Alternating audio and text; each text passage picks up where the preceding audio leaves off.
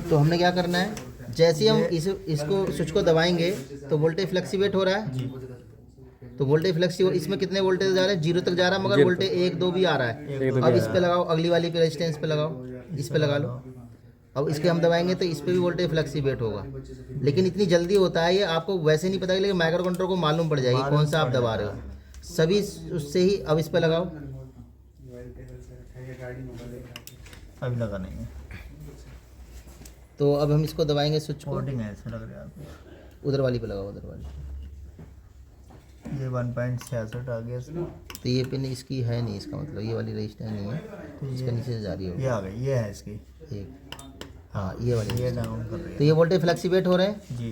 तो यदि voltage fluctuate हो रहे हैं तो इसका मतलब हमारा काम आईआर से वो माइक्रो स्विच काम कर रहा है। यदि वोल्टेज हमें 0 मिल जाते हैं तो समझ लो, अब मैं इसको शॉर्ट करता हूँ, बटन को इस पे लगाओ, इस पे लगा लीजिए। अब ये बटन यदि शॉर्ट कंडीशन में पड़ा है तो वोल्टेज कितने हो जाएंगे, 0। तो ये 0 ही रहेंगे। तो इस तरीके से समझ लो कि हमारा माइक्रो कंट्रोलर कोई ना कोई शॉर्ट पड़ा हुआ है, जिसपे दोनों पिनों पे वोल्टेज चेक करने पे 0 0 आ जाए तो समझ लो शॉर्ट हो रहा है। शॉर्ट हो रहा है माइक्रो स्विच। तो अब इसको चेक करेंगे हम आईआर सेंसर को। तो आईआर सेंसर की एक पिन पे ग्राउंड मिलेगा, बाकी सभी दोनों पिनों पे आपको क्या मिलेगा, 5 वोल्टेज मिलेंगे।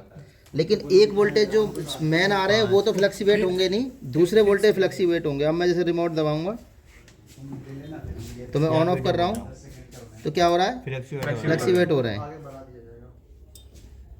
कोई भी मैं बटन दबा रहा हूँ तो वोल्टेज फ्लक्चुएट होगा, हो रहा है अलग अलग तरीके से वोल्टेज फ्लक्चुएट हो रहा है, ठीक है। और टेम्परेचर फिर मैक्सिमम पहुँच गया, मैं घटा रहा हूँ, तो इस तरीके से ये होता रहेगा, हो रहा है जी। अब फैन का दबाऊंगा, फैन मोड पे भी वोल्टेज फ्लक्चुएट होगा। सभी तो हो रहे हैं। समझ में आ गया कॉन्सेप्ट ये? हाँ जी सर। ठीक है।